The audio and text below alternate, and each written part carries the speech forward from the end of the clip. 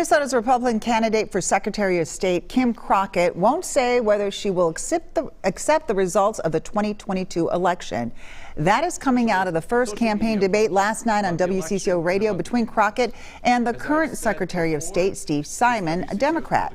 To help us sort through the facts, we've invited Pat Kessler to join us for a reality check. Here we go. Love having you here. Seems like perfect timing for you to join us. Yeah. How unusual is this statement? We haven't even gotten to the election yet. You know, it's really interesting. It's very, very unusual. In fact, I've never seen anything quite like this. It was a low-key debate, of course, but it did have some really head-turning moments, especially when Crockett, who's running for the office at overseas elections, would not say whether she thought the 2020 Minnesota election would be administered fairly, 2022, or whether she'd accept the results this year. Kind of an odd question. We aren't there yet. We're weeks out, and we'll just have to see what happens between now and the certification of the election. Well, now, this is really important for a couple of reasons. It raises questions about if she's elected, will she certify the rightful winner? Crockett already falsely claims the 2020 Minnesota election was rigged and lawless and illegitimate, she says. But here's what's true. Here's your reality check. Joe Biden beat Donald Trump in Minnesota in 2020 by 230,000 votes. These are the same voters who elected a new Republican congresswoman that year and a Republican state Senate. And out of the 3.3 million votes cast, only 16 cases of voter misconduct. That is statistically non-existent. It just didn't happen. Not even a drop in the bucket. Yeah, it's like it's true. Evaporation. Well, a lot of people across the country, they're watching this race in particular, Pat, because of some of Crockett's endorsements. Yeah, you know, she was endorsed by the Republican Party, and she has been getting a lot of national attention these days. She's among many Republican candidates across the country who say 2020, the Donald Trump election, and Joe Biden was illegitimate, including 7 Republican Secretary of State candidates who are running to oversee their own state elections. So it's something we haven't seen before.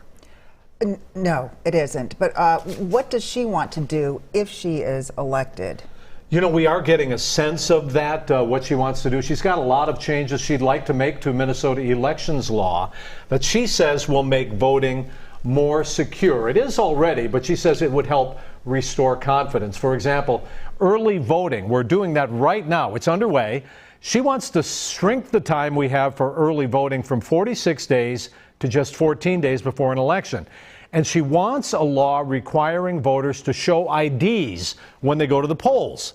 That is something Secretary Steve Simon opposes. The more you look, the less you like. And that's because it has the intentional or unintentional effect of shutting out eligible voters, eligible in very large numbers. Now, it's really important to remember Minnesota rejected voter ID when it was on the ballot back in 2012. And we don't have recent polls here in Minnesota showing how voters feel today. But nationally, Americans overwhelmingly support voter ID. It's 80% in favor. That's a lot. Right now, 35 states do require some form of identification to vote, including 12 states that have very, very strict show your photo requirements. Now, I just think, guys, we need to point out again that voter fraud is exceedingly rare here in Minnesota or anywhere else in the country. Despite all of the accusations that we see of voter fraud that we hear about, accusations, no one has yet in the last few years been able to provide any evidence to prove it in the courts, in the state legislatures, in the Secretary of State's office, nowhere. So we're kind of operating in a never land here where nothing's happening, but we're fighting against it. I know. So that is our new reality, it looks like. You know, I think you're right. We're seeing it everywhere, particularly over the last few years. There are election deniers everywhere across the country, including here in Minnesota, who are running for office. Yeah. Well, Thank you for joining us, Pat. Coming in and breaking it all down for us and giving a reality check. Thank you.